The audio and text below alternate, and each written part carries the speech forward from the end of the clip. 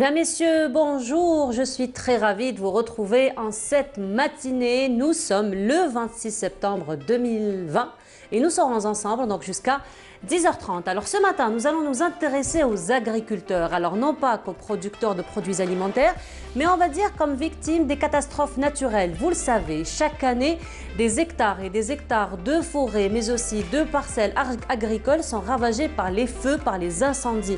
Alors qu'en est-il justement de l'indemnisation des agriculteurs qui ont subi des pertes durant ces incendies? Ce matin, nous intéresserons aussi au concours qui a été lancé par le HCA, le Haut Conseil de l'Amazirité. Alors c'est un concours des œuvres littéraires et amazirs scientifiques. Alors retour en cette matinée sur les conditions de participation. Il nous a fait rêver, il fait rêver nos enfants, il continue à les faire rêver à travers plusieurs spectacles de marionnettes, mais aussi à travers la magnifique collection de poupées qu'il est en train d'entretenir depuis des dizaines d'années. Il s'agit de Qada Ben Chmissa. Il sera parmi nous ce matin pour retourner, plutôt pour encore une fois faire un gros plan sur cette belle collection, mais aussi sur tous les spectacles qu'il donne. Les rubriques donc habituelles du samedi. Alors ce matin, nous allons nous intéresser à un point de chute d'une valeur historique, culturelle, touristique inestimable. Il s'agit du musée du Bardo qui célèbre cette année ses 90 ans.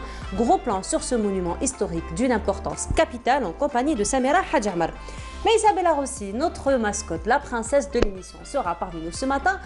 Elle nous fera une sélection de lectures, une sélection de livres donc que les enfants pourront se procurer pour faire les lectures. Voilà donc pour le programme de cette matinée. Mais avant cela, pause musicale en compagnie de l'ambassadeur de la musique Tergui, le regretté Atman Bali. On se retrouve juste après.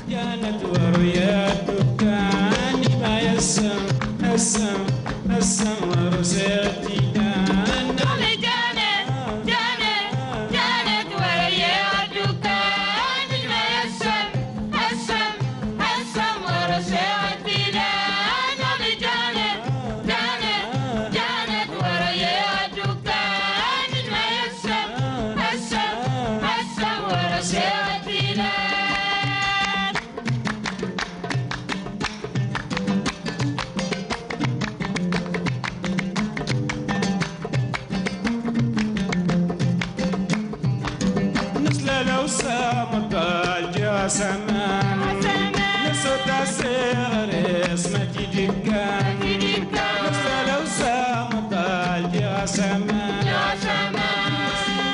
نير عليك جان جانت وريا جكان السم ورسيتي لان جانت وريا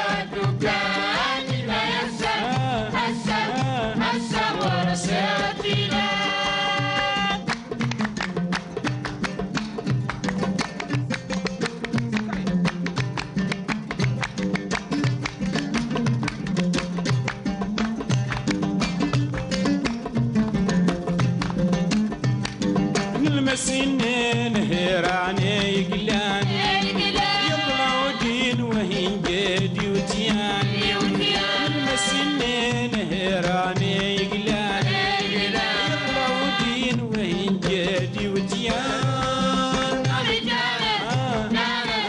جانت وريا الدكان ما السم ورسيتي لانه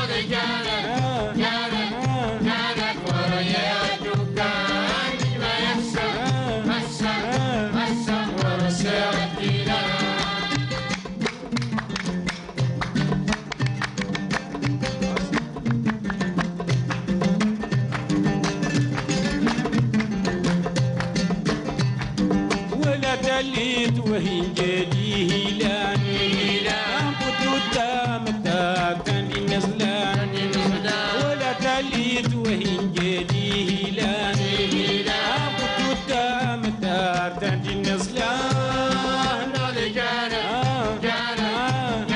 وريا الدكان ما السم ورسيتي لان جانت وريا الدكان ما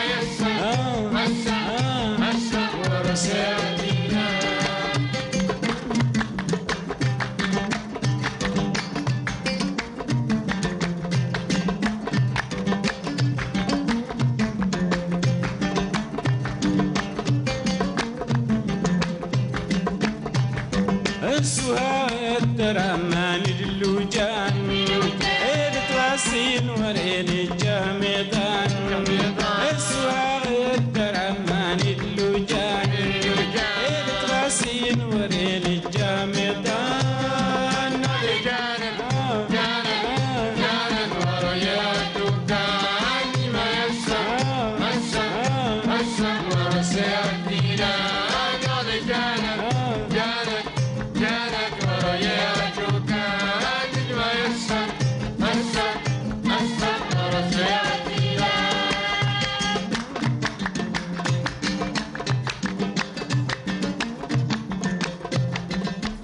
Alors, qu'en est-il de l'indemnisation des agriculteurs donc, qui ont subi des pertes durant les récents donc, feux de forêt? Là, nous allons nous intéresser à la région de Bouira et aujourd'hui nous avons des invités parmi nous donc, pour en parler.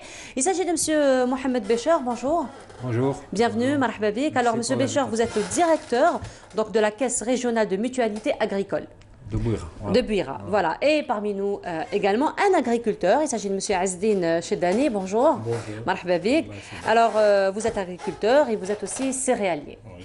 Voilà. Alors, avant donc de parler un petit peu de cette procédure donc d'indemnisation des agriculteurs, alors il faut dire, M. Bécher, que chaque année, quand même, les forêts, beaucoup donc d'agriculteurs souffrent un petit peu de ces incendies. Alors, qu'en est-il un petit peu des statistiques de cette année et surtout leur comparaison par rapport aux années précédentes? Voilà, les dernières années, on a constaté beaucoup d'incendies qui sont survenus, notamment des incendies de forêt, mais également des incendies qui ont touché les agriculteurs, que ce soit surtout ceux qui sont proches des forêts ou d'autres qui, pour d'autres incidents, ont subi des pertes suite à des incendies. Pour la mutualité agricole, qui concerne notamment le monde agricole, puisque nous sommes les assureurs par excellence de l'activité de l'agriculture, nous avons enregistré pour cette année 471 déclarations en matière d'agriculture. Bouira seulement? Non, pas Bouira, à l'échelle nationale. À l'échelle nationale. À Bouira, on n'a pas enregistré beaucoup d'incidents pour les agriculteurs, mais quand même les forêts ont été touchées par les incendies. Pour l'échelle nationale, 471, dont 89 déclarations qui concernent les incendies de récolte et ce qui concerne l'activité agricole. Il y a même des ruches d'abeilles qui ont été touchées. Mais pour ça, la mutualité agricole a toujours été du côté de Flah, rapidement. Dès qu'il y a la déclaration, on intervient rapidement, que ce soit par des expertises, et puis on intervient dans les délais les plus courts pour indemniser l'agriculteur et pour lui permettre de reprendre son activité rapidement. Alors, M. Cheddani, vous avez été donc touché par les incendies, certainement? Oui. نهضر بالعربيه معليش. سنا بروبليم ديليكتريستي تحرق لي واحد قطار و700 هكذاك ورحت للسياما ديكلاريت خرجوا شافوا جاو ليكسبير وداروا البروسيدور تاعهم بيا الاخر كلش وما طولتش كان جور ديجا عيطوا لي وديت الشاك تاعي bien. D'accord. Alors justement, Monsieur Bécher, par rapport donc à ces déclarations, quelle est un petit peu la procédure que l'agriculteur doit suivre pour être assuré donc au niveau de la caisse de mutualité agricole? Alors nous, pour la campagne, particulièrement pour les céréaliers, la campagne, on est disponible pour l'assurance à partir déjà des labours semailles. Déjà en ce moment, il y a des guichets pour les agriculteurs qui acquièrent leurs semences. Déjà, nous sommes présents au niveau des coopératives agricoles. Là, pour faciliter l'opération de l'agriculteur, dès qu'il vient acquérir les semences, on est là pour lui assurer sa récolte en bout de chemin. Donc, il peut s'assurer maintenant et il peut s'assurer tout au long de l'année, jusqu'avant la récolte, jusqu'au mois de mai, on est là pour lui assurer la récolte. Donc, toutes les facilités sont accordées d'abord par notre présence au niveau des guichets uniques où sont présents, que ce soit la banque qui finance les agriculteurs ou l'assurance qui assure leur récolte. Également, là, c'est la coopérative qui fournit les intrants et les semences. Donc, nous sommes là présents devant au niveau du guichet unique initié par le ministère de l'Agriculture. Et puis, tout au long de l'année, nous sommes aussi présents à travers nos guichets à travers nos guichets au niveau des CRMA. Nous avons quand même plus de 67 caisses et plus de 500 bureaux à l'échelle nationale. Nous sommes présents généralement dans le monde agricole, au niveau des localités les plus reculées à l'échelle nationale. Et justement, Monsieur Bécher, là nous sommes en train de découvrir les feux qui ont touché la région de Bruyera à travers les photos donc, qui défilent. Donc ce sont des photos qui ont, enfin les photos qui représentent un petit peu les incendies qui ont touché la région. Oui, il y a encore beaucoup d'incidents qui sont survenus, que ce soit au niveau des récoltes. On a constaté même aussi des incendies au niveau des hangars ou en stock des fourrages. Hein. L'année passée, on est intervenu pour indemniser les agriculteurs dans ce cadre, là où les flèches stockent leur fourrage après l'opération de récolte, mais suite à un accident ou un autre, il y a un feu qui se déclare au niveau de ces hangars et on voit des milliers de bottes de fourrage qui partent comme ça en fumée. Et ça va vite, hein, donc pour après, les gens qui sont assurés, tant mieux, il y a l'assurance qui est à côté, qui va intervenir et qui va les indemniser, mais pour les gens, il y a d'autres qui n'ont pas contracté de contrat d'assurance. Justement, c'était la question que j'allais vous poser par rapport à ceux qui ne sont pas assurés. Donc, est-ce qu'ils sont pris en charge? Quel est un petit peu leur devenir finalement après qu'ils aient subi un petit peu ces pertes? Voilà, mais nous à notre niveau, tant qu'il n'y a pas de contrat d'assurance, on ne peut pas intervenir. Effectivement. Mais c'est pour ça qu'on ne cesse d'organiser des journées de vulgarisation, de nous déplacer sur le terrain, sur le terrain même au niveau des fermes, pour sensibiliser les agriculteurs à s'assurer, que ce soit leur production, que ce soit leur bien en tant que hangar ou en tant que maison, parce que l'agriculteur, quand il subit un incendie, comme ça, il y a toutes les années de travail qui partent comme ça en fumée. On essaie de les sensibiliser pour assurer leurs biens et leurs récoltes. Oui, alors, Monsieur Chdani, justement, donc, vous avez fait votre assurance, donc l'assurance. Alors, vous renouvelez donc chaque année vos assurances et vous êtes toujours à jour? كل عام بيان سور التأمين لازم نروح كل عام سوري باسكو انا شفت العام هذا وصرا لي ومام الكوزان تاعي هذا العام اللي سي لا بروميير فوا اللي صرات لي داكور مام الكوزان تاعي مام صرات لي انا بروبليم ديليكتريسيتي بروبليم ديليكتريسيتي مي الكوزان تاعي ما على باليش كنا هكذا من بعد شفناها شاعله ومن بعد رحنا للسيراما ديكلارنا جاو مام بروسيدور كامل même pas 15 jours, voilà, donc les choses se sont faites, ont été prises en charge très rapidement. Très rapidement. Alors, M. Chdani, vous n'êtes pas que céréalier, vous faites aussi d'autres activités agricoles.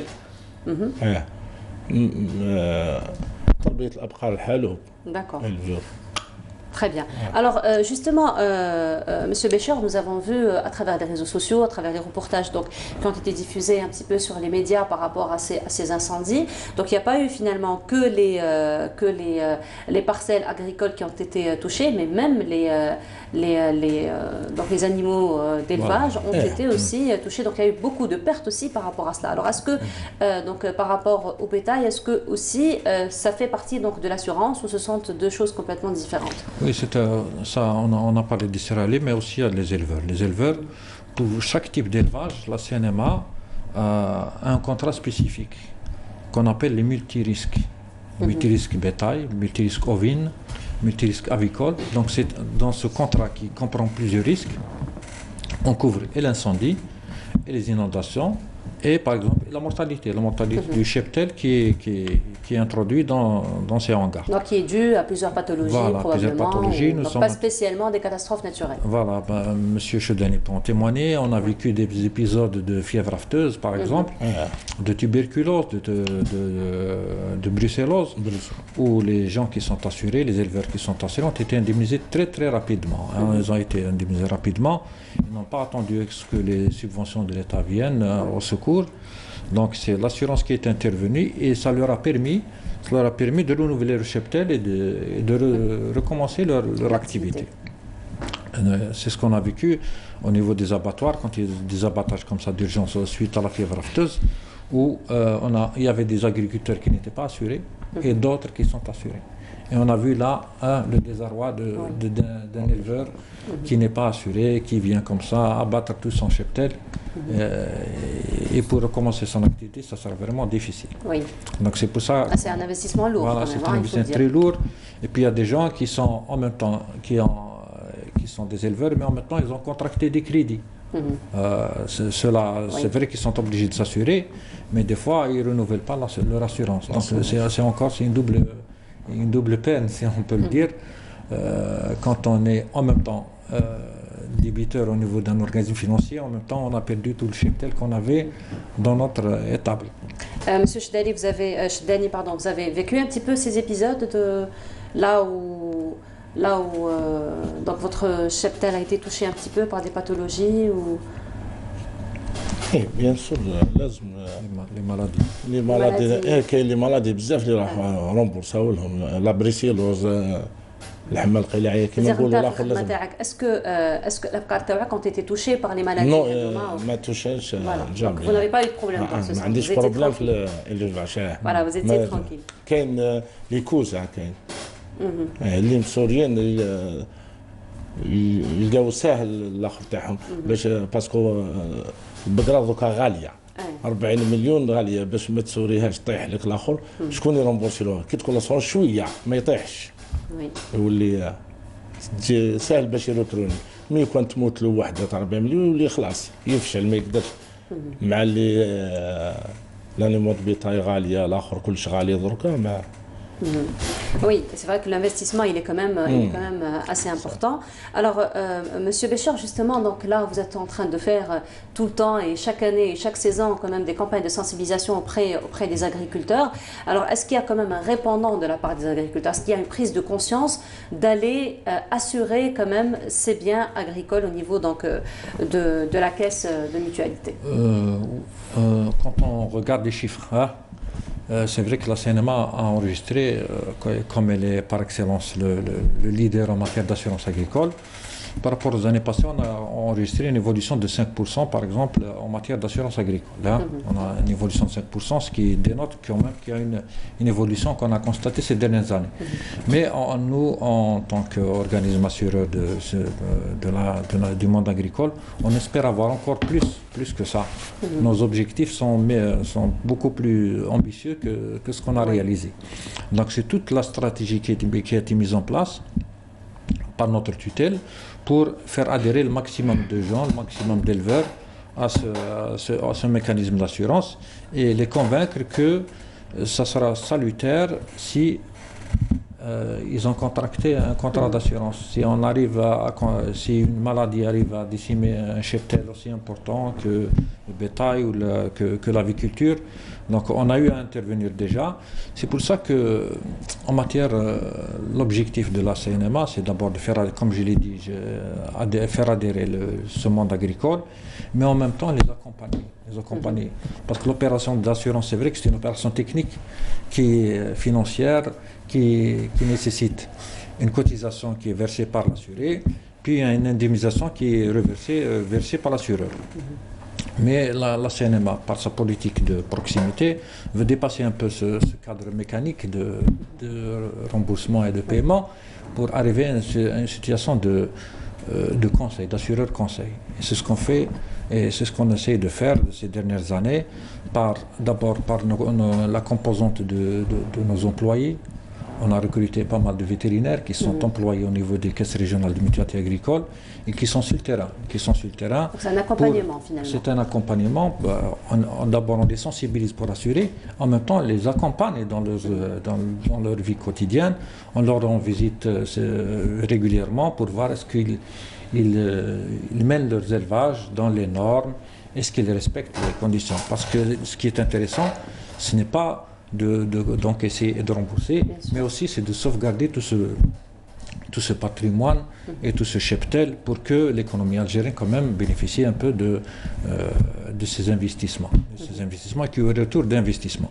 Donc on a des composantes humaines composées de vétérinaires, d'ingénieurs agronomes, aussi pour les céréaliers, pour les maraîchers et tout. Donc c'est ça la politique de la CNMA dernièrement. Et puis on a vécu l'épisode du Covid-19. Là on a vu un peu un recul et une régression dans le chiffre d'affaires de toutes les compagnies d'assurance. Donc il fallait adopter notre démarche avec les agriculteurs. Il fallait adopter une démarche de terrain. Donc c'est ce qui a incité notre direction à initier les bureaux itinérants. Les bureaux itinérants qui se déplacent au niveau des fermes. Donc on a pris de l'assurance à la ferme. Hein. C'est ce qu'on a fait dernièrement et ça a marché, alhamdoulilah. Ça a beaucoup plu aux agriculteurs. Là, on a assuré du matériel agricole sur place, on a assuré des cheptels, on a assuré des récoltes sur place, ce qui a permis d'abord d'éviter la propagation du virus Covid-19 parce qu'il n'y a pas de déplacement d'agriculteurs au niveau des unités et aussi d'être proche sur le terrain et de voir exactement les préoccupations des fellahs en matière d'assurance et qu'est-ce qu'ils attendent, qu'est-ce qu'ils n'attendent pas. Ensuite, le souci aussi, c'est d'innover en matière d'assurance, de réformer cette assurance, d'essayer d'essayer d'élaborer des contrats qui répondent beaucoup plus aux soucis des agriculteurs. Qu'est-ce qu'ils attendent de l'assurance? C'est ça notre souci, nous aussi. Un fellah, qu'est-ce qu'il attend de la part de l'assurance? On essaie, comme je l'ai dit tout à l'heure, d'éviter de dépasser cette relation financière et mécanique qui était avant et d'aller jusqu'à la proximité et d'aller à l'accompagnement de l'agriculture. Vous êtes finalement à l'écoute des agriculteurs, des investisseurs. Voilà. Merci beaucoup d'avoir été parmi nous ce matin. Merci pour toutes ces précisions. Peut-être on va se quitter sur un dernier mot, Ahmed. Voilà. On invite toujours les agriculteurs. Hein. Oui. La mutualité étant toujours proche du monde agricole, on essaie d'être proche par nos agences, mais aussi par notre relation avec l'agriculteur. Nous sommes toujours à leur disposition et nous espérons être à la hauteur de leur confiance aussi. Voilà. Monsieur Chdani, peut-être un dernier mot? Oui, احنا ماذا بينا سيرامة تزيد تفتح لنا لا بونك تاعها اللي كنا نتعاملوا بها بكري باش تسهل الفلاح البسيط هذا. Voilà une proposition encore innovante. Voilà الفلاح الصغير هذا لازم هو والبنكات الاخرين يبقاو الاخر هما نتعاونوا مع البنك. Très bien. Merci beaucoup. Donc je rappelle, Monsieur Azdine Chdani, vous étiez parmi nous, vous êtes agriculteur, vous êtes céréalier. Monsieur Mohamed Bécher, vous êtes le directeur de la Caisse régionale de mutualité agricole. Merci beaucoup d'avoir été parmi nous. Alors on continue le programme de cette matinée. Et là, ce sera un portrait que Lamia Boudbouda, justement, a adressé à l'un des passionnés de poterie, à l'un des potiers. Donc il s'agit de Amin Hawati et je vous retrouve juste après.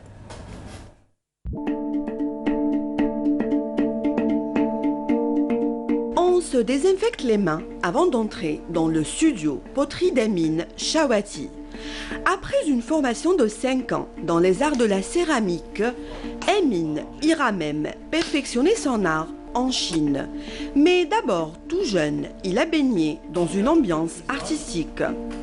J'ai fait l'école des beaux-arts, option céramique. Et en même temps, j'ai baigné dans une famille d'artistes, puisque mon papa, ma maman et toute ma famille sont dans les arts. Et particulièrement mon grand-père qui pratiquait la céramique en hobby. Donc ce n'était pas vraiment son métier, mais quand j'étais jeune, chaque week-end, j'allais chez lui et je le voyais avec ses calques, sa faïence, ses oxydes et tout. Quand on est enfant, j'étais très jeune, et donc je le voyais très passionné par ce qu'il faisait et tout. Ça reste beaucoup, oui. J'ai des images en tête de mon grand-père en train de faire ses carreaux.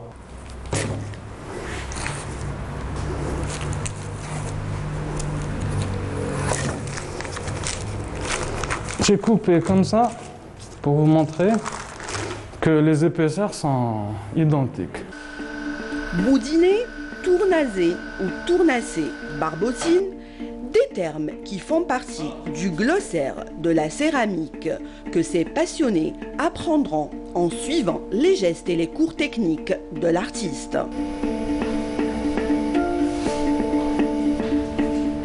Vraiment, c'est passionnant et j'ai même ramené ma fille et que j'encourage à en faire pour en faire un métier. Je veux que ma fille soit la future Frida Kahlo. C'est la première fois, donc je découvre les sensations. Bon, le fait d'exercer, ça me permet puisque la texture elle est un peu lisse, donc ça me permet de déstresser, il y a des ondes positives qui sortent. Et voilà, c'est tout bonheur. Hein. L'artiste a plus d'une corde à son arc, puisqu'il a réussi, après plusieurs années de recherche sur des pâtes céramiques, à créer un creuset en grès pour la fusion de l'or, un produit 100% algérien. Moi, au début, j'utilisais de la matière importée pour produire. Après, je me suis mis à la recherche de matière et à produire mes propres pâtes céramiques. Et je me suis orienté vers le technique. Alors, j'ai réalisé des grès et des pâtes céramiques techniques pour faire du creuset de fusion. Et donc, je produis de la terre pour faire du creuset de fusion pour les métaux et je produis du creuset pour l'analyse de l'or. Si vous voulez jouer à Prométhée, Studio Poterie est l'endroit rêvé. Même si ce qui sortira d'entre vos mains n'est pas forcément une œuvre d'art, le bonheur est là et c'est l'essentiel. Alors quand on travaille la terre, on fait peut-être un travail de transmission. À travers les objets que je fais, je transmets aux gens peut-être du bonheur, peut-être des émotions.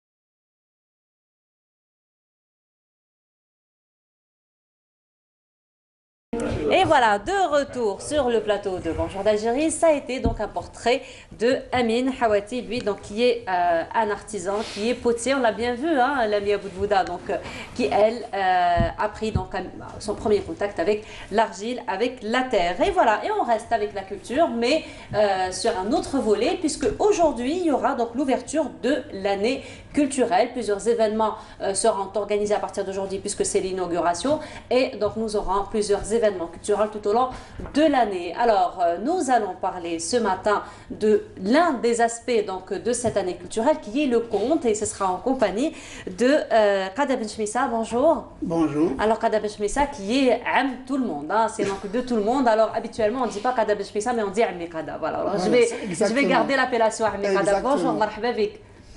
C'est toujours un plaisir. Ça m'a vraiment fait plaisir de vous rencontrer. Il y a là, très longtemps qu'on ne s'est pas reconnus. Oui. J'étais à Adna, le musée. Effectivement, je suis venue voilà. en janvier 2005 à Mekada. Voilà. Donc, mais il y a eu des améliorations, le musée Ferna, etc. Alors, je suis invitée. Voilà, j'allais le dire. Voilà, je dépense un petit peu les événements. Alors, à Mekada, comme d'habitude, vous n'êtes pas seul. Donc vous avez ce que vous appelez, ce que vous aimez appeler votre garde du corps. Voilà, mon garde du corps, c'est ça, c'est ça. Hussein, bonjour. Bonjour. Marhaba bik. Alors Hussein, c'est le fils à Ammi Qada. Voilà, marhaba bik. Alors votre fils, vous lui avez finalement injecté le virus de la culture. Je ne sais pas, c'est possible. C'est héréditaire. C'est héréditaire finalement, voilà. Voilà. Voilà, alors donc si vous êtes là aujourd'hui, c'est parce que on ne voit pas comme une année culturelle, on ne voit pas des événements de conte sans vous, sans évoquer tout ce que vous avez fait pour la promotion donc, du conte et surtout la préservation du conte, sa transmission aussi à travers donc, les générations. Exactement. Et cette semaine justement, il va y avoir un événement, la nuit des contes, n'est-ce pas? Exactement. En tous les cas, dans la scène, je ne suis pas le seul. Il y a pas mal d'artistes qui sont un peu cachés quelque part. Et on a fait appel à ces jeunes, et ces femmes et ces hommes, comme Jamila, comme Fares de la Kabylie, Mohamed Izelwan de Ghordaya, et pas mal de troupes, plutôt pas mal de conteurs. Donc, et je profite de cette occasion pour dire que c'est Hadi Mubadrat Bachar Belkhair, c'est-à-dire que c'est dans le bon sens, histoire de se rassembler, de ne pas se tirer entre les fils, comme on dit chez nous. Donc, et on travaille toujours dans le même but, c'est de valoriser notre culture algérienne et valoriser le patrimoine culturel. C'est ça, et c'est une force. Parce que Kimagal Mamadou Pateba, une maison, plutôt une bibliothèque, un vieux qui meurt, c'est une bibliothèque brûlée. Oui, et nous, on n'a pas envie de mourir et on n'a pas envie d'être brûlé. C'est-à-dire que, mais elle qu'elle la relève, Inch'Allah. Et nous aussi, on ne voudrait pas parce que. Sans oublier le Meddahat, le Meddahat, voilà. Il y aura un très bon plateau, voilà, donc il faut continuer quand même à faire rêver les enfants, mais aussi les grands, hein, parce que les contes, c'est pas que pour les enfants finalement. Alors à Mekada, mardi, donc il y aura la nuit des contes. La nuit des contes. Mais je voudrais dire aujourd'hui que quand l'ouverture, Oui, aujourd'hui c'est l'ouverture. Tout le monde est invité en tous les cas. Quelle ouverture, il faut parler de la culture. Donc, on bat de la nuit des contes et si ma mémoire ne me trompe pas, c'est dans des bibliothèques aussi, on va faire ça. Et il y aura toute une panoplie de spectacles, de théâtre de rue, de conférences. Il y a des éminents professeurs d'université, c'est dans ce sens. Amekada, juste là, le réalisateur qui vient de me dire, c'est vrai, vous avez dit que tout le monde est invité, mais quand vous m'avez regardé moi en le disant, donc c'est tout le monde qui va croire que je suis la seule invitée. Alors on vous invite à regarder la caméra qui est juste en face de vous et du coup inviter tout le monde. Alors, marhaba bikoum, Azoul, vous serez les bienvenus et j'invite tout le monde. Ma chérie Hiya, tout le monde, hein? Voilà. Alors Amekada, on l'a dit, bon moi je suis venue quand même on le disait en janvier 2005, donc ça a mine de rien 15 ans que j'ai visité votre musée. Et donc votre musée attire quand même beaucoup de monde et beaucoup de journalistes qui s'intéressent quand même à toutes les collections que vous entretenez, que vous collectez. Et là justement, notre collègue Naïm Al-Walish s'est déplacée chez vous et elle a fait un reportage. Il faudrait que vous fassiez quelque chose parce que le musée Nfana, ce n'est pas un lieu où il y a plein de poussière et tout. C'est un lieu de vie. De vie, effectivement. Je connais. Voilà, et c'est un lieu de rencontre où on fait de la musique, de la poésie, des expositions. Et je profite pour dire que dernièrement, il y a eu un certain producteur, un certain Abala, metteur en scène, plutôt cinéaste, et il a fait un long métrage sur les marionnettes. Et ça, c'est très important. On encourage à de les initiatives. On a aussi un rayon de bibliothèque pour les enfants. C'est surtout l'art de la marionnette. Et on a des ateliers. Mais je ne vous dirai pas plus. Marhaba bikoum, Djo andi tchoufou. C'est sûr, on va venir. Alors, en attendant de venir physiquement et réellement, donc là, ce sera une visite à travers nos écrans et ce sera donc une visite guidée. Et c'est Naïm Al-Walish donc, qui va nous emmener au musée de Amekada. Alors, on dira bravo Naïm Al-Walish. Walish, oui. Voilà. Et merci surtout. Marhaba bikoum. اليوم راكم في متحف Ranja. Dans les souterrains de Bel-Abbès a fleuri depuis les années 2000 un musée des marionnettes qui rassemble quelques 1000 pièces entre poupées et figurines. L'endroit improbable se trouve être une cave d'un bâtiment populaire rendu viable grâce à la solidarité du voisinage d'avec ses propriétaires. Il y a des outils pédagogiques comme une bibliothèque, des trucs, des CD pour les gens qui sont intéressés à l'art de la marionnette.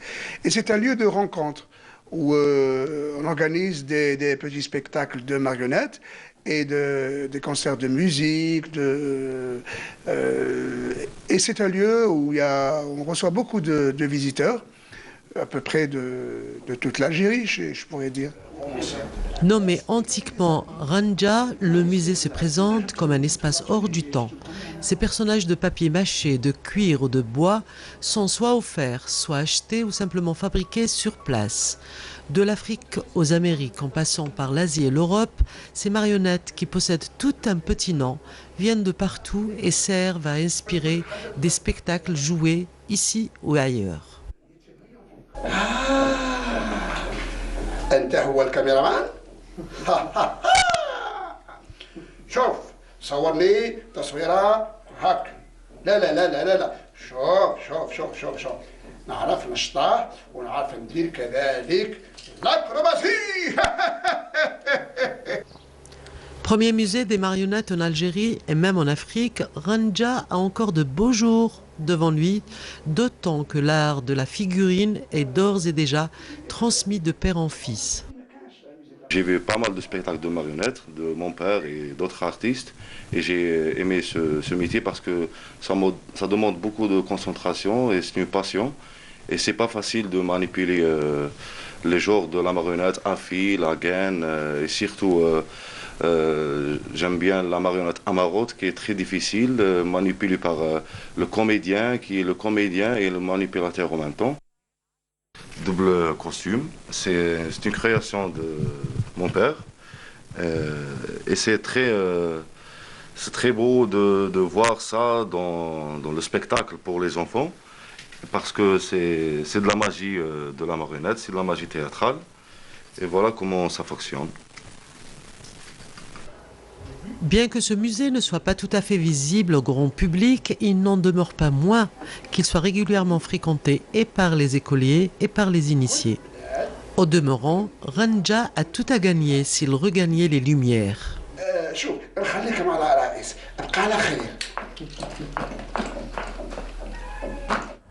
Et voilà, le caméraman a bien été, en tout cas, accompagné, bien reçu par la marionnette. Alors, Naïm Al-Walish l'a si bien dit, donc c'est un art qui a été transmis de père en fils. Hossein, on vous a vu donc, dans le reportage, on vous avait accompagné votre papa donc, dans plusieurs manifestations, dans plusieurs événements. Et donc, en plus de la musique, vous touchez aussi aux marionnettes et aux poupées. C'est grâce à mon père et c'est grâce au musée, c'est le lieu de la rencontre. Donc, en tant que jeune, j'habite dans un quartier. Dans l'art de la citoyenneté, on a essayé de mobiliser les enfants, les jeunes, de faire des travaux ensemble. Et le musée, dans le soir, on a la guitare, notre gossara, gaïda. Et le musée, il m'a essayé j'ai essayé d'écrire des chansons comme ça, mais c'est un lieu d'inspiration. Avec le temps, il est devenu un lieu d'inspiration. Oui. Et j'ai même le groupe qui s'appelle Groupe Ranja. D'accord. Et ça a commencé la carrière d'un musicien qui s'appelle Ranjawi. Donc j'ai plus de 100 chansons. D'accord, que vous écrivez vous-même. Et par rapport au musée, donc c'est le lieu de l'inspiration. Et je travaille sur les proverbes, sur l'art de la parole. Et j'essaie de garder. Je rejoins mon père dans son domaine de compte. On essaie de travailler ensemble dans l'art de la parole. De toute façon, ça va de soi, hein, entre musique, proverbes, les contes, ça va de soi. Donc, on essaie de garder notre patrimoine avec notre art. On le vit déjà. Voilà. Et justement, Hossein, vous allez vous-même participer donc, durant cette année culturelle avec des spectacles, n'est-ce pas? On est en train de monter un spectacle pour enfants. Texte de mon père, qui s'appelle Eid Saïd. C'est un spectacle que je l'ai vu en 92. J'étais très petit. Et voilà. Avec le temps, donc ça vous a un petit peu marqué, vous avez envie de faire revivre cette expérience, c'est ça, aux enfants? L'expérience de comédien et l'expérience de metteur en scène. Donc il m'a donné beaucoup de formation, beaucoup des voyages et j'ai beaucoup appris de mon père. Voilà, alors on dit que grand celui qui n'a pas perdu son cœur d'enfant, n'est-ce pas? Et étant donné que moi je suis toujours enfant, alors je vais devoir vous demander une petite exclusivité. Et pourquoi pas donc nous partager avec nous un petit quelque chose? Oui. Eh bien, Hossein va essayer de nous choisir quelque chose.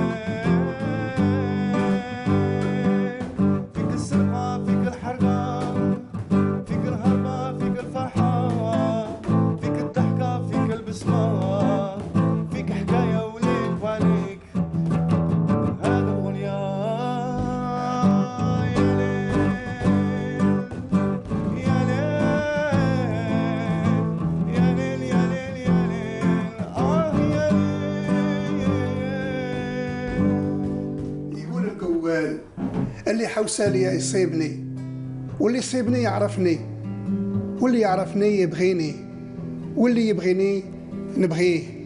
ونا يا جماعة الخير لو كان ماشي الحكاية ما نجي نتجرأ هنا ونحكي الحكاية، وكل حكاية عندها بداية وعندها نهاية، وانتم خممتوا في النهاية. عمي قادا حوسنا عليكم ولقيناكم وكي لقيناكم نبغيكم وكي نبغيكم تبغيونا. شكرا شكرا شكرا.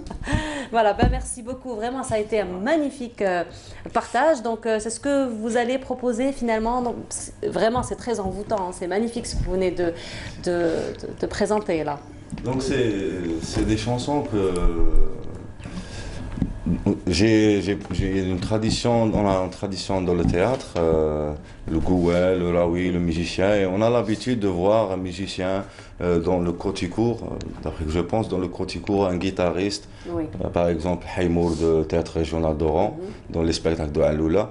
Donc j'ai essayé de rendre hommage à ces anciens avec une autre façon, moderne, jeune, dynamique, mais beaucoup plus de garder les paroles, parce que la parole, c'est un patrimoine.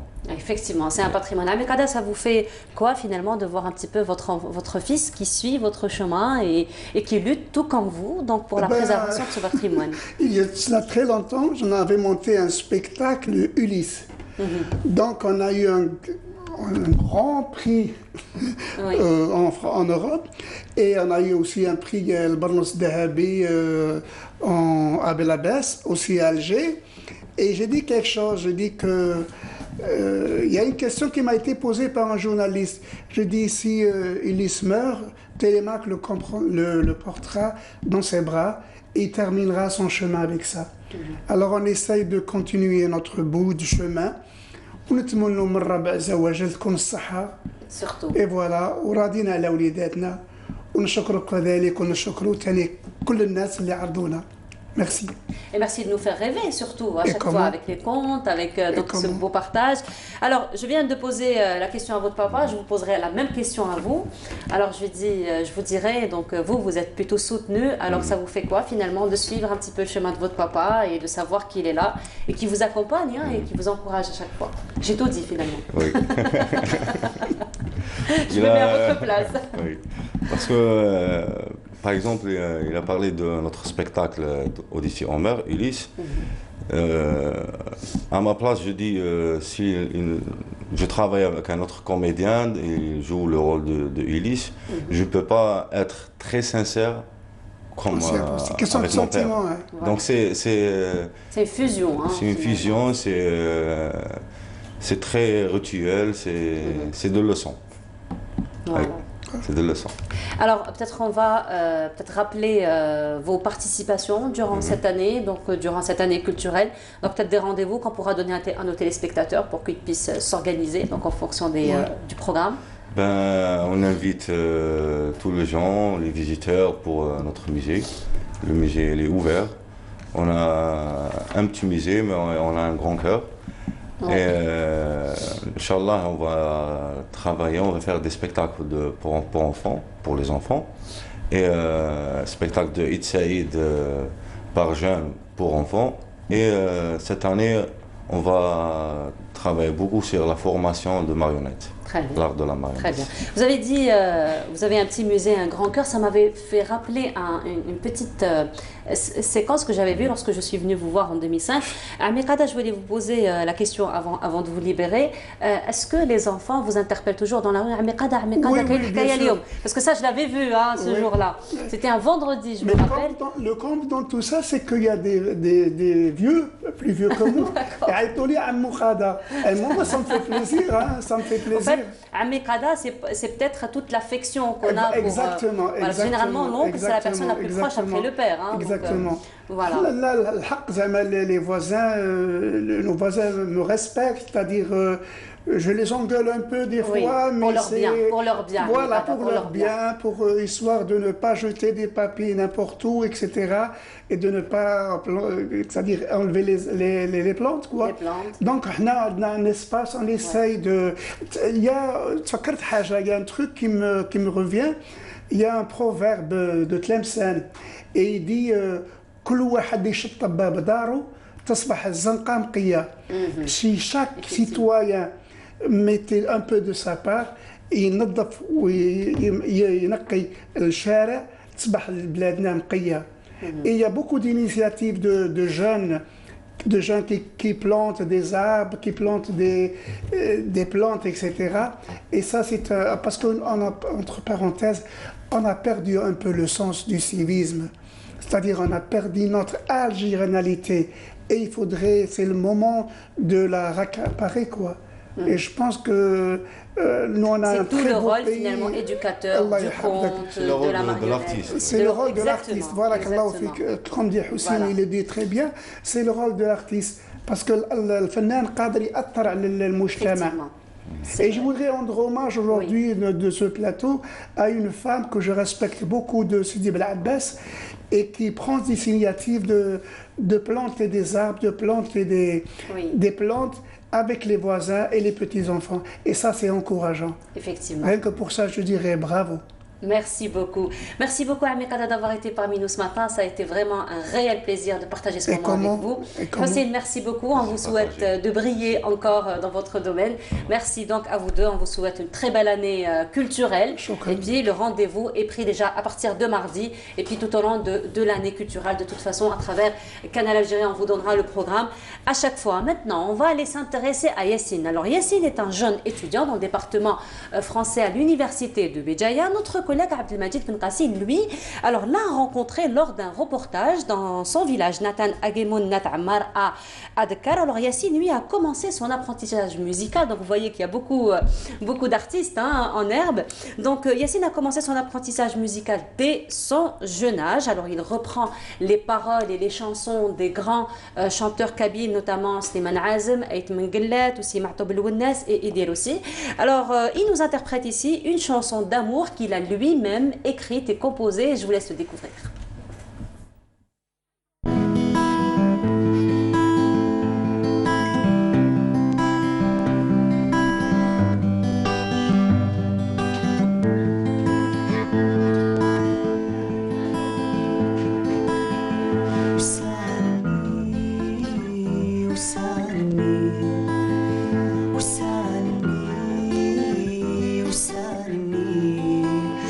جنك مجاني وسانني خذعنك مخدعني وسانني سوى العفريت خلفا سلاي التابان وسانني سوى العفريت خلفا سلاي التابان وسانني وسانني وسانني وسانني جنك مجاني وسانني خدعنك مخدعني وسانني وذا غفذو مثيري نكذماتي دنربات منات مو ونرجد نقراكاكي وسن سعداك النية ضغن العروض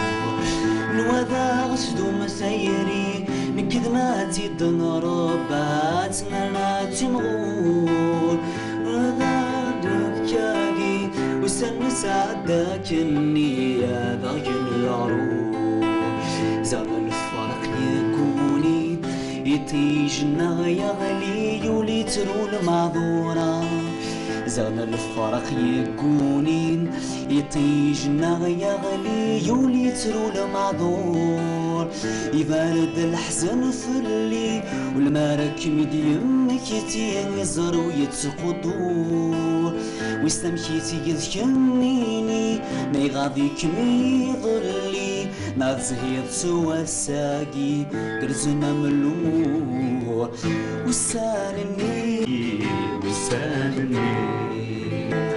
C'est un très beau morceau chanté par ce jeune homme, Yassine.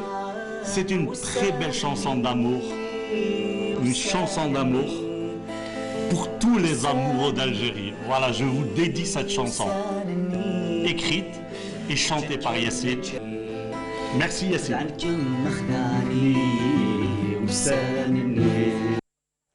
Très très belle chanson, donc écrite et composée par Yassine Mokran, le jeune étudiant au département français université de Béjaïa, que notre collègue et notre ami Abdelmajid Benkassi a rencontré. Samira, t'a plu la chanson Beaucoup, j'adore, c'est une balade dans l'histoire, puisque ça raconte les temps anciens et tout, donc j'aime beaucoup. Alors Samira, quand elle est rentrée au studio, première chose qu'elle m'avait dit, j'ai le cœur qui bat aujourd'hui. Je dis oui, c'est normal parce que de toute façon, elle est tellement contente et heureuse de partager ce moment avec nous, d'autant plus que tu vas nous faire une très belle visite aujourd'hui. Oui, c'est une très belle balade dans le musée. Parce que quand on a le cœur qui bat, parce que ça veut dire qu'on est très heureux, on est vraiment très heureux. On a peut-être un peu le trac. Ou peut-être pas. Ou peut-être pas. Ou peut-être pas. Non, c'est pas le cas. Non. D'accord. Donc moi je me dis, ton beau sourire comme ça ce matin. En plus, aujourd'hui, tu es toute jolie avec les couleurs africaines. L'Afrique, voilà. Et il faut dire que là où tu vas nous emmener aujourd'hui, c'est un endroit qui met en valeur la culture africaine. Allez, je ne vais rien dire de plus. D'accord. Donc c'est cette année 2020 et l'anniversaire du musée du Bardo, le musée public national du Bardo. Très important très important. Il est vraiment important. Pourquoi? Il est important pour le monde entier. Il est considéré comme l'un des musées les plus importants. Oui.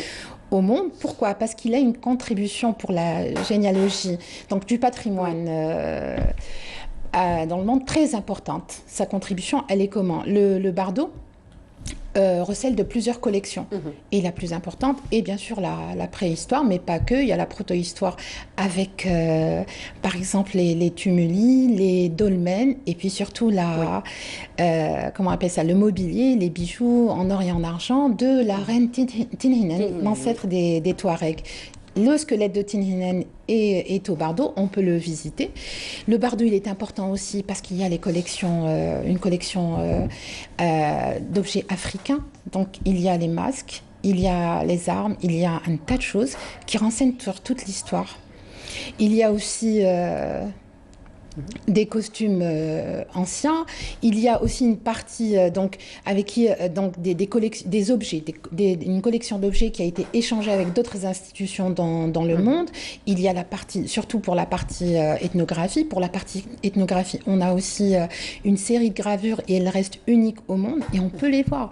L'intérêt du Bardo, c'est ça. L'intérêt du Bardo, c'est ça, justement. C'est ça, et beaucoup d'autres choses aussi, bien sûr. Et comme à l'accoutumée, tu choisis toujours d'accompagner ta rubrique avec une visite guidée en images. Oui. Allez, on y va? Avec plaisir. C'est un reportage donc de Samira Hadj Amar qui, elle, s'est intéressée aux 90 ans du Bardo.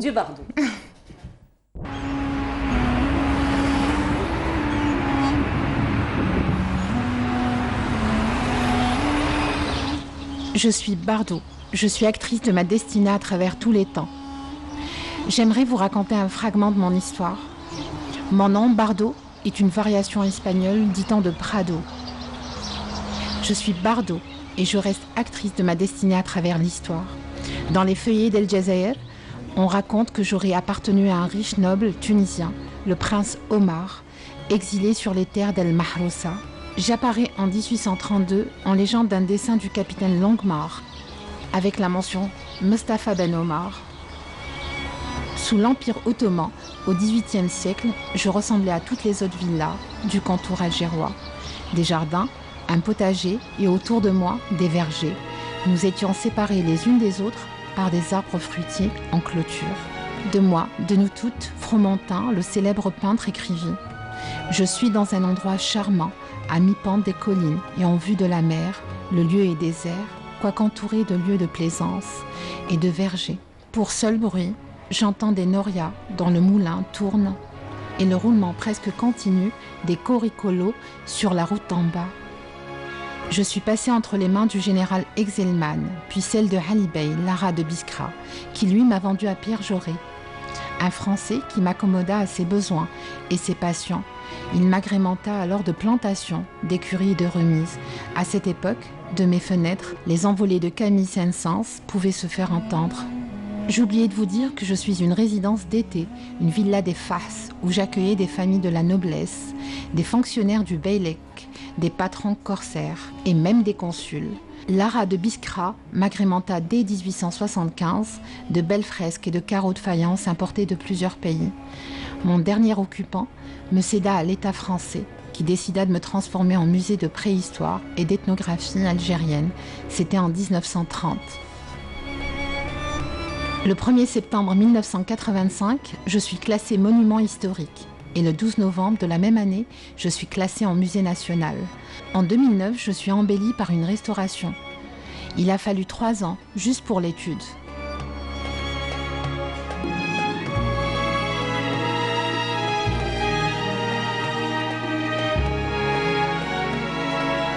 On me trouve belle, majestueuse et pour certains magique. Je suis décorée de faïence, de schiste et de marbre.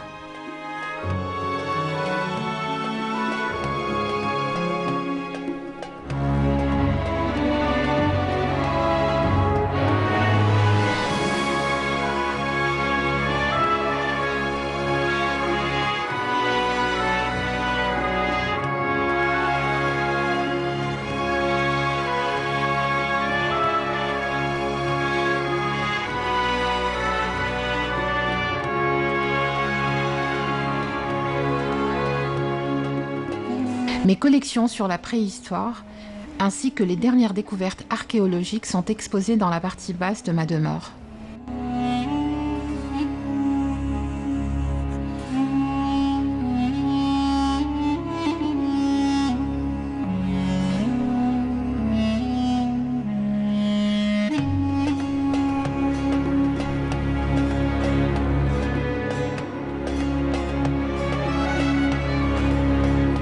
Je suis Bardot, je suis le musée public national et je suis située au 3 avenue Franklin Roosevelt, en haut du principal boulevard d'Alger Centre.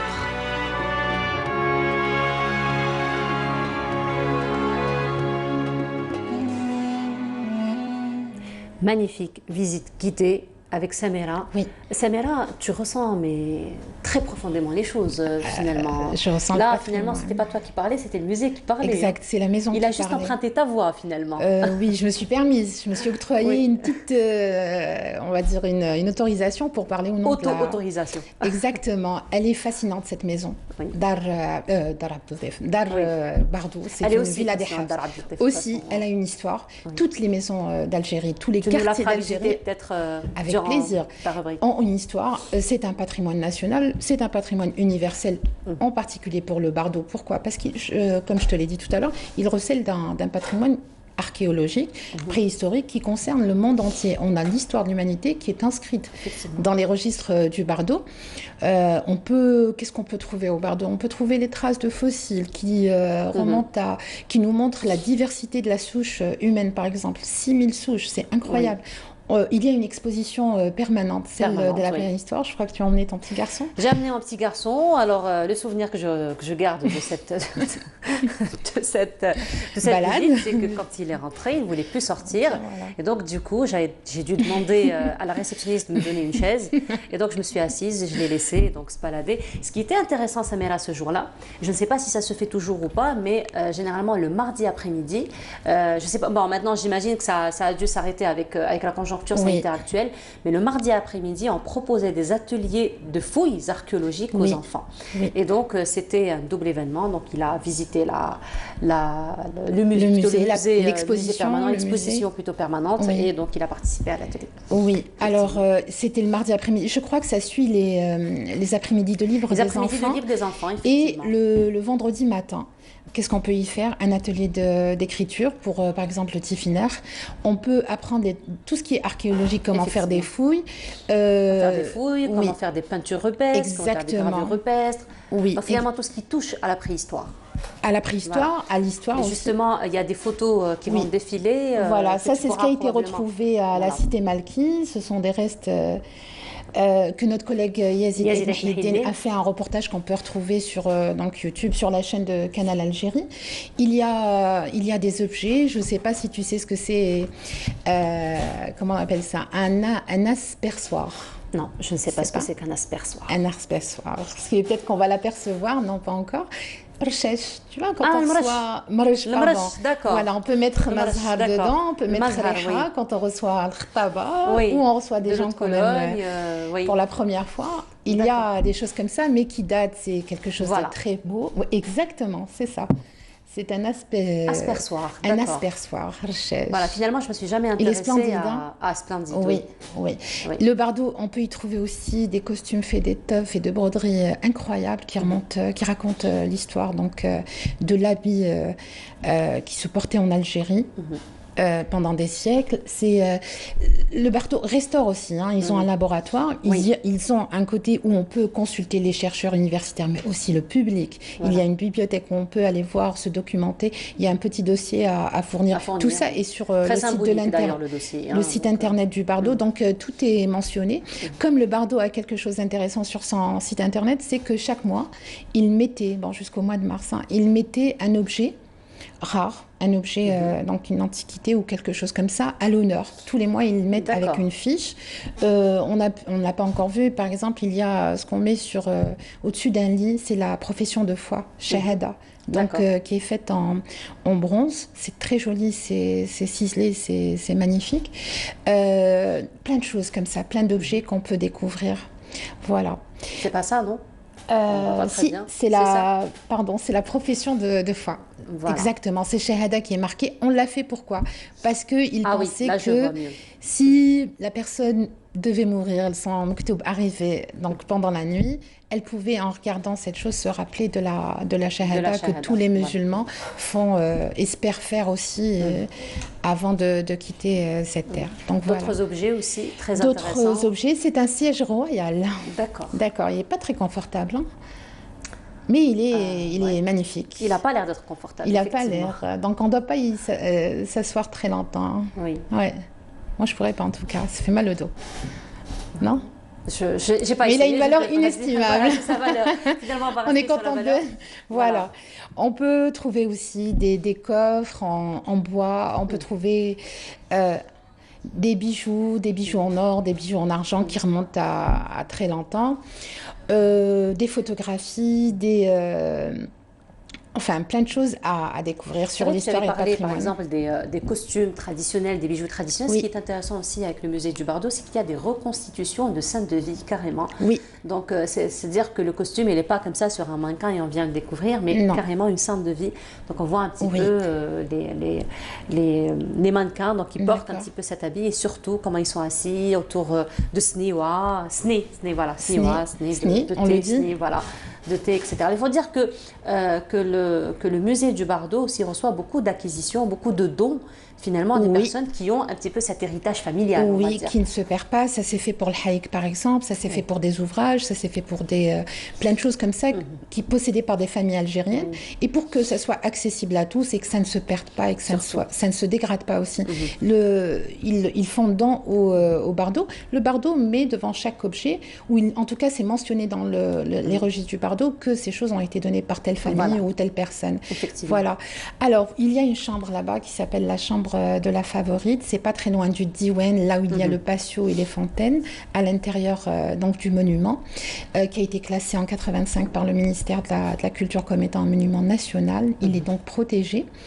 Et on dit, je ne sais pas si c'est vrai, il n'a pas été prouvé que pour sa toile, femmes dans leurs appartements à Alger, Eugène Delacroix se serait inspiré de la chambre de la favorite pour pouvoir pour la peindre en fait. Ce tableau a on va dire, est connu mondialement. Il a un prix exorbitant et on dit, parce que ça y ressemble. En tout cas, moi quand j'ai regardé, je trouvais que les fenêtres ressemblaient beaucoup à celles de la chambre de la favorite, mais il faut dire aussi que les maisons à l'époque à Alger, les maisons mauresques, se ressemblaient à peu près toutes. Voilà. Peut-être revenir sur le reportage et dire que je me suis inspirée aussi des images. On a les images de Canal Algérie, mais aussi des images empruntées au musée du Bardo. Tout ça, on peut le retrouver sur le site internet du Bardo. Et plus encore. Oui, alors le musée aussi, il est très intéressant dans le sens où parfois il ramène des acquisitions comme ça, mais ce sont, on va dire, des expositions itinérantes ou temporaires. Alors je me rappellerai bien de la fois où il y a eu Lucie. Absolument. Donc Lucie est le premier, on va dire... Lucie qui raconte toute l'histoire de l'humanité, puisqu'on l'a datée à 3,2 millions d'années. 3,2 millions d'années. Elle a été retrouvée dans la montagne de l'Adar, en Éthiopie, et à l'occasion du Panaf, ils ont ramené Lucie, une Lucie. On a eu, c'était magique, je me rappelle très bien. Oui. Elle a été exposée au Bardo. C'était impressionnant quand même. C'était impressionnant. De la voir, c'était impressionnant. Ben, elle a été ramenée en VIP, avec une protection. J'aime bien ramener en VIP. En VIP, exactement. En tout cas, le ministère de la Culture l'avait dit, il y avait une sécurité autour, ils avaient peur. C'est très fragile. C'est très fragile, puis quand on voit quand même la valeur archéologique, paléontologique, historique, culturelle, et puis humaine, spirituelle, elle-même, elle est quand même... Bien sûr, ça nous renseigne sur nos ancêtres, sur l'histoire de la vie, de l'humanité, pas que de l'Algérie. Exactement. Et nous, on a eu le privilège. Il y a eu les Américains, puisqu'elle a été exposée à New York, et il y a eu nous en Algérie, on a eu le privilège.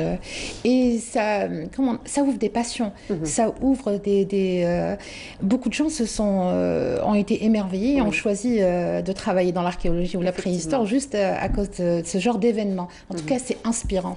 Et c'est pour ça qu'il faut emmener les enfants, c'est pour ça qu'il faut visiter le Bardo. Il est ouvert. L'exposition, on peut la visiter. Oui. Hein.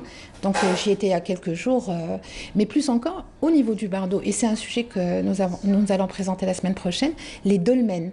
Il y a des dolmens, des vestiges qui sont entre... Alors, le Bardo, et avant... avait une remise, avait des bâtiments qui étaient juxtaposés, qui ont été rajoutés pendant la colonisation française. Et l'un des bâtiments, et aujourd'hui, ce qui était avant le CRAB, c'est le CNRPH. Le CNRPH, juste à côté du Bardo, on a entreposé des dolmens qui ont été découverts dans la région de Bni Messous. Et donc ces dolmens, je sais pas, je crois que ça remonte à 9000 ans ou 10 000 ans, on confirmera la semaine prochaine, d'histoire. Et ce sont des sépultures, des tombes. Et dans ces tombes, on a trouvé on trouve de la poterie, des bijoux. Tout ça est au musée du Bardo ou alors à l'université, au département archéologique de l'université de Bni Messous. Il reste encore des vestiges à Bni Messous et il y a la région de Aguelma, de Kounia, où on peut voir des dolmens à perte de vue, des milliers, en fait, impossible de les répertorier. Il y en a qui sont d'excellent état, ils sont grands, ils sont petits, et tout ça, en fait, ça raconte l'évolution humaine et toute l'histoire de la vie en Algérie. Ce sera un retour donc la semaine prochaine, Inch'Allah, dans votre rubrique. Avec des experts. Ce sont des experts qui vont en parler, Inch'Allah. Très bien. Samira, merci beaucoup pour cette magnifique visite. Il faut aller au Bardo, effectivement. Il faut aller dans tous les musées d'Algérie. Déjà.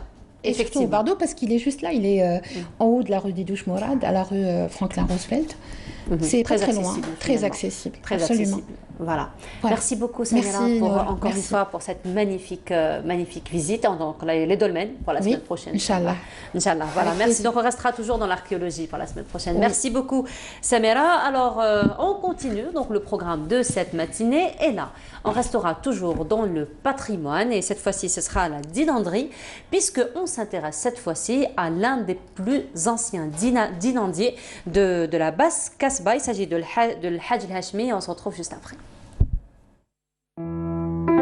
C'est au cœur de la basse Kasbah que nous retrouvons Hadj el-Hachmi Ben Mira, le plus ancien dinandier d'El Mahrousa, celui qui a fait de son métier une vraie passion. C'est un métier اللي تعلمته على الأستاذ سي محمد زولو en 1958. J'ai commencé ce métier jusqu'à présent. J'ai aimé ce métier, je n'aime pas, je ne fais pas ce métier, c'est normal. Transmis de père en fils, ce savoir-faire artisanal qu'il a acquis depuis 1958 lui a permis de réaliser de belles pièces en cuivre. Malgré sa volonté à faire perdurer cet art ancestral, l'artisan chevronné se plaint d'un manque flagrant de matières premières, le cuivre, élément essentiel pour la réalisation de ses chefs-d'œuvre. Pas la matière première, ça manque. Mais avant, vous la ramenez d'où la matière? La SNS. Maintenant, il n'y a plus de façon. Je ne sais pas. La matière première, il n'y en a pas. J'achète le cuivre en j'ai des plaques, des petites plaques. Comme ça, ça dépend. Et je travaille avec le cuivre que je trouve. L'amour de cet artisan pour son métier lui a valu la reconnaissance de nombre d'associations et d'institutions nationales et même étrangères, à savoir l'UNESCO qui lui a remis une attestation de reconnaissance pour ses efforts de préservation d'un patrimoine ancestral. Un patrimoine que l'artisan a tenu à transmettre à la jeune génération. J'ai appris plus de 27 personnes. Formation. Hein? Vous avez fait la formation. La formation ici, plus de 27 personnes. Ouais. Qui ont actuellement leur propre magasin. Nos propres magasins, il y en a qui travaillent chez des patrons. Malgré son âge avancé et ses problèmes de santé, le doyen des maîtres d'Inandier tient à maintenir les portes de ce petit musée artisanal ouvertes pour faire briller encore ce joyau patrimonial.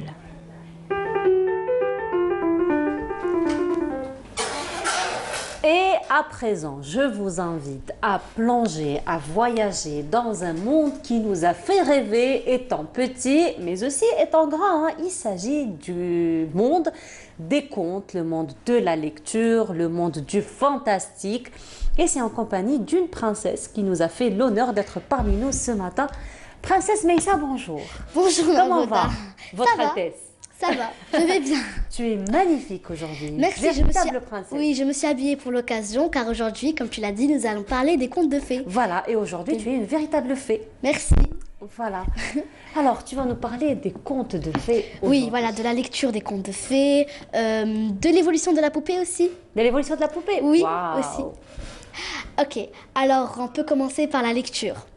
Alors la lecture est l'une des activités très agréables que les enfants peuvent faire, que les parents plutôt peuvent faire avec leurs enfants. Quand elle est faite régulièrement, la lecture facilite l'acquisition de langage et elle permet à l'enfant de développer sa capacité d'écoute et de concentration. Bravo. Elle stimule le cerveau, rend empathique, réduit les risques d'Alzheimer, mais elle aide à mieux dormir et réduit le stress. D'accord. Voilà.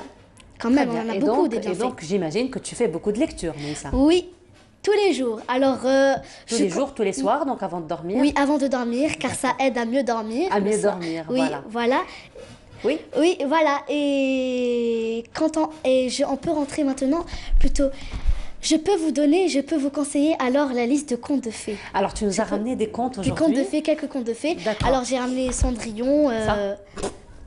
Ça n'a rien à voir.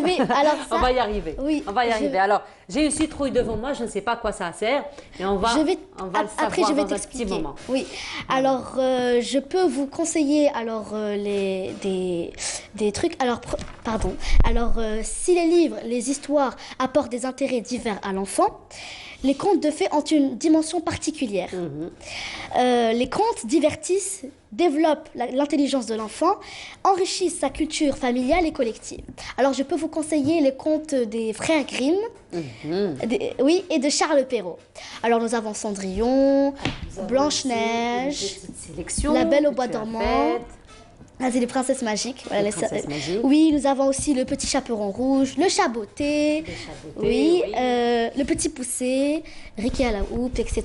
Ils sont toujours d'actualité, mais ça. D'actualité, ce sont des contes qui datent toujours. quand même de quelques années, de quelques dizaines d'années. Oui. Et pourtant, ils sont toujours d'actualité, donc on peut toujours les lire avec les enfants, ça intéresse toujours. Un patrimoine, carrément. Un patrimoine, Oui. voilà. Donc, qui intéresse toujours les enfants. Les enfants, oui, Voilà. c'est ça. Ça fait toujours rêver, hein. Alors, puisque nous parlons de contes, on n'a pas dit quand même qu'est-ce qu'un conte, finalement. Ah oui, effectivement. Alors, qu'est-ce qu'un conte? Alors, un conte est un récit où des éléments surnaturels ou féeriques y interviennent. Il décrit généralement une histoire légendaire ou merveilleuse. Le conte de fées est souvent inspiré par le folklore populaire. Le folklore, c'est les traditions, voilà, les traditions et les arts. Voilà, donc ce sont généralement ce que les grands-mères nous racontent, voilà. les festivités que nous faisons. Et voilà. Alors, Meissa, justement, donc là, tu as ramené une petite sélection de contes que tu voudrais partager avec nos téléspectateurs, que ce soit les parents ou les enfants. Mais il faut dire aussi que tu as fait mieux que ça. Donc tu es sorti, tu es parti dans une librairie, n'est-ce pas? Tu as visité une librairie et donc on va te suivre dans un petit moment dans un reportage que toi-même tu as réalisé donc en compagnie de notre collègue Leïla Benaïcha. Et donc là tu nous as fait une petite sélection au niveau de la librairie, donc comment choisir ses livres. C'est ça. N'est-ce pas? On y va Maïssa? Oui. Voilà, alors là tu es parti dans quelle librairie? À la librairie des arts et des lettres. Là alors, la librairie des arts et des lettres. Je vous la conseille fortement. Très bien, alors déjà, premier conseil, voilà, il faut le prendre en considération. Donc là, ce sera une visite guidée, de quelques conseils de comment choisir ses contes, comment choisir ses livres. Et c'est Meïssa, donc, qui s'est intéressée à ce sujet. On se retrouve juste après. Meïssa et sa sœur Ritej nous embarquent pour une aventure dans le monde de la lecture pour enfants. Nos habitués de la librairie des arts et des lettres y viennent souvent pour s'enquérir d'un précieux trésor. Avant, quand j'étais un peu plus petite, j'aimais bien les contes de fées. Voilà, j'adorais les contes de fées. Je prenais des contes de fées, des contes pop. Voilà, les pop, c'est ceux qui a des images comme ça, qui montrent ces livres. Et puis maintenant, je m'intéresse beaucoup plus aux livres consistants, aux livres comme des romans, etc. Par exemple, je m'intéresse par exemple aux livres de Jules Verne, aux livres de plusieurs grands auteurs. Quand je veux changer de style, par exemple, je trouve mon bonheur ici. Par exemple, j'aime bien les cahiers d'illusions. Voilà, j'en ai trouvé un juste ici. Voilà, ça parle des illusions optiques plutôt. Il est évident qu'un enfant qui lit sera un adulte qui pense. Pour nos jeunes lectrices, les bienfaits de la lecture s'affichent clairement sur leur visage épanoui et dans leur regard sillonnant les étalages à la conquête de nouveaux titres. Ça m'apporte de la joie parce que je vois des princesses, je vois un tas de choses. Et genre comme ce livre, il a pas d'image. Ça me permet de rêver la nuit de bonnes choses. Et voilà. Et aussi dans l'école, je passionne avec mes camarades et je leur montre mon livre. Des fois, on les échange. N'hésitant guère à demander conseil aux libraires, souvent elles savent ce qu'elles cherchent. Un titre accrochant, une brève lecture en diagonale, le choix est validé. Les vendeurs sont très gentils et je peux par exemple leur dire, par exemple, j'ai envie de changer de style et je peux leur demander de me conseiller un livre. Aujourd'hui, j'ai craqué pour le livre. Ne jugez pas un livre sur sa couverture ou ne jugez pas un garçon sur son apparence. Voilà, alors ce livre, il parle d'un garçon qui est né d'une malformation faciale. Voilà, et il n'est pas rentré à l'école depuis qu'il est né. Et quand ses parents ont enfin pris la décision de l'emmener au collège, il essaye plutôt pourra-t-il convaincre ses camarades plutôt qui sont comme lui. J'ai choisi Les Princesses Magiques, un livre que j'ai beaucoup aimé. J'ai déjà acheté un livre et je me suis passionnée et j'ai continué à acheter encore plus et encore plus. La contribution de la lecture dans l'épanouissement de l'enfant est capitale, car dans la poussière des mots naissent les rêves qui lui permettent de vivre dans la lumière. Au revoir, à la prochaine. Et finalement, ta visite n'était pas fortuite parce que tu es revenu avec le livre qu'on a vu, il est là. Oui. Donc tu l'as acheté, c'était quand que tu l'as acheté? C'était avant-hier. Avant-hier. C'est le jour du reportage. Le jour du reportage, donc oui, voilà. Avant-hier, aujourd'hui on est samedi, vous êtes sorti mercredi, c'est ça? Oui, mercredi. Je pense. Donc tu l'as acheté mercredi et tu es déjà à la 260e page de lecture. Oui, tu l'as dévoré quoi. Oui. J'ai pas encore fini, mais puisque maintenant on a quand même largement le temps. Hein. Oui. Maintenant on travaille plus à l'école, on n'a pas de devoirs à faire. Donc je passe le matin, je lis, l'après-midi, je lis, enfin tout le temps quoi. Alors jusque-là, est-ce qu'on peut savoir de quoi il s'agit? Parce que là, je sais pas, Wonder, c'est ça Oui, Wonder. Alors un petit résumé de... Oui, alors comme tu vois sur la couverture, tu vois les yeux il n'a pas vraiment le deuxième œil. Et les oreilles, si tu as remarqué, il y en a une qui est petite, il y en a une qui est grande. Et elles sont décollées aussi. Décollées, voilà. Oui. Alors c'est l'histoire d'Auguste, 10 ans, qui est né d'une malformation faciale. D'accord. Voilà, qui est né d'une malformation faciale. Et il n'est jamais allé à l'école. Il n'est jamais allé à l'école. Il avait peur des harcèlements, c'est ça? Non, parce qu'il a fait beaucoup d'opérations. D'accord. Depuis tout petit. Et quand ses parents ont voulu pour la première fois l'emmener à l'école, au collège, Auguste pourra-t-il convaincre ses camarades qu'il est comme tout le monde? Mais voilà. Alors là, il y a une très belle citation donc, sur le dos de la couverture. Donc, je te laisserai la lire. Oui, alors...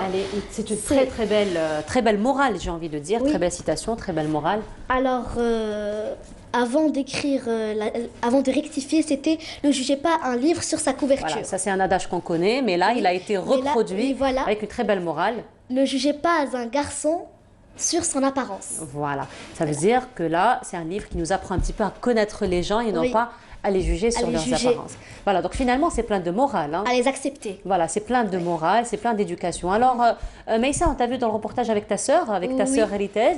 Donc, vous faites beaucoup de partage, hein, j'imagine. Vous partagez beaucoup de livres, vous échangez, vous conseillez l'une l'autre. Oui, c'est ça, c'est ce qu'on a fait dans le reportage. Et voilà, j'ai vraiment flashé sur ce livre. Et elle a flashé sur un autre. Oui. Voilà. Allez, ça c'est... Alors elle fait la collection des princesses magiques. Elle adore le concept, voilà. Alors ça c'est le vol des cristaux. Le vol des cristaux et dans le nouveau livre qu'elle a acheté à la librairie, je crois que c'était Clarabelle qui sauve un dauphin. Voilà. C'est sympa finalement ce concept de collection, donc comme ça, la même thématique mais plusieurs sujets. D'ailleurs, d'ailleurs dans ma maison, on a une bibliothèque, carrément. On voit bien hein, dans l'image que vous êtes complice. Hein. Oui, alors on a une bibliothèque avec tous les livres qu'on a pu lire. Voilà, qu'on a lu. Et parfois, j'ai tellement... Par exemple, ce livre, j'ai acheté un livre, j'ai oublié comment il s'appelle. Alors, il s'appelle J'ai oublié, mais franchement, ce livre, je pourrais le lire plusieurs fois. Plusieurs fois. Il est très bien écrit, l'histoire est très belle. Et voilà.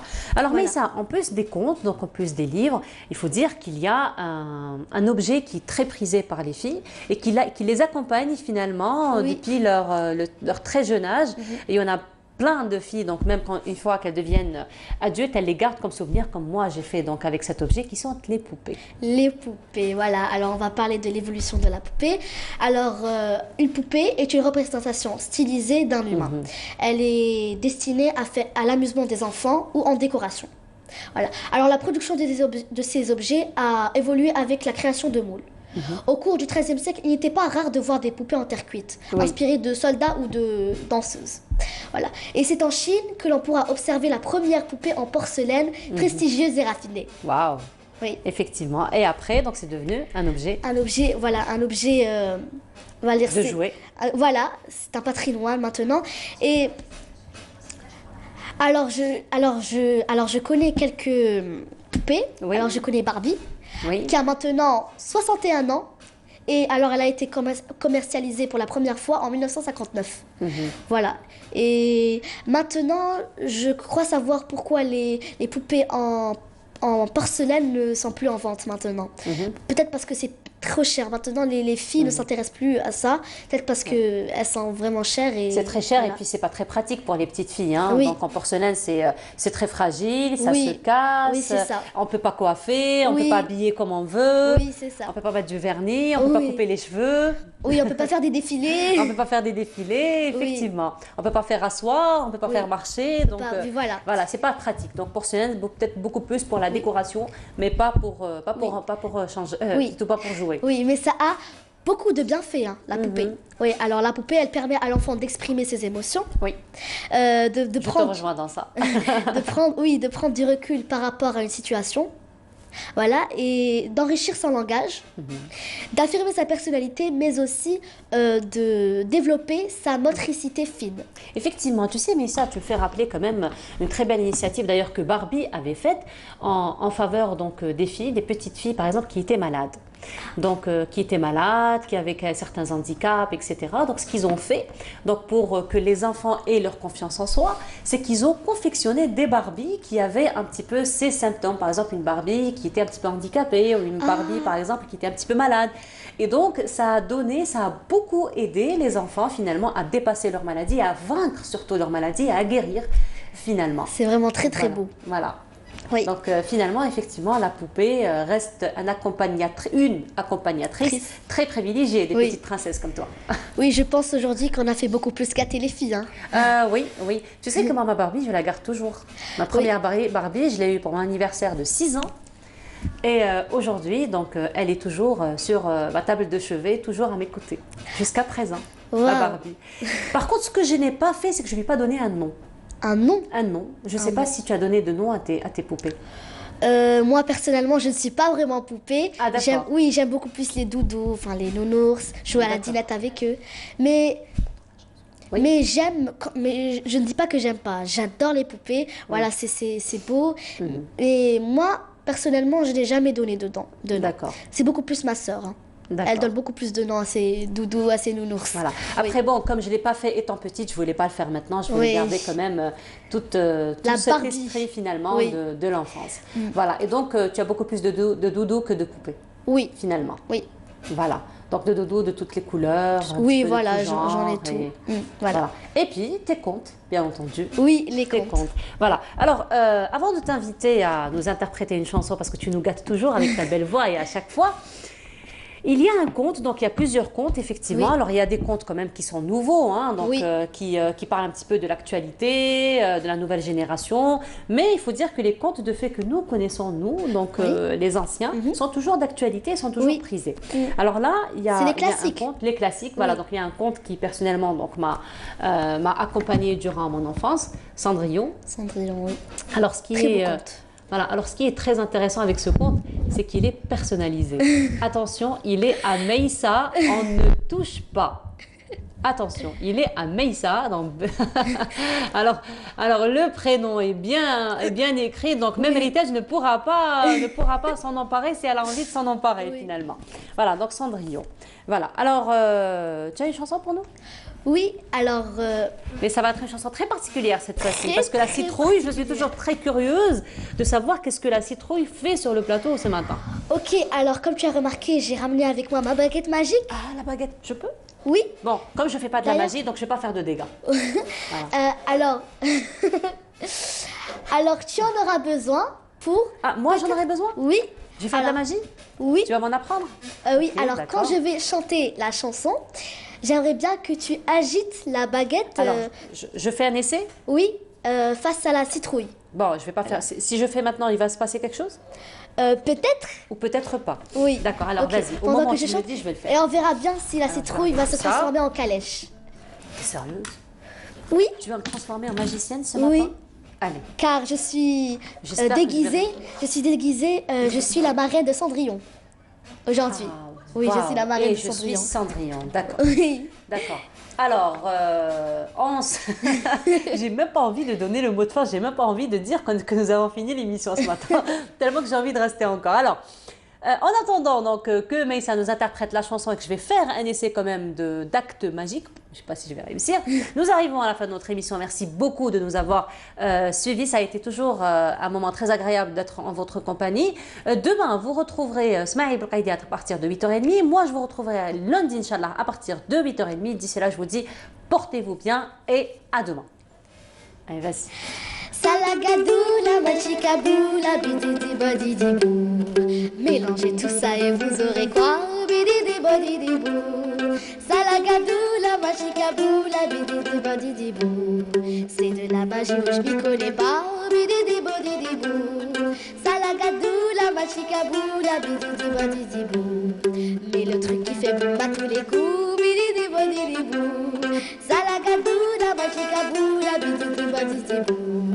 Mélangez tout ça et vous aurez quoi? Bididi bodidi bou.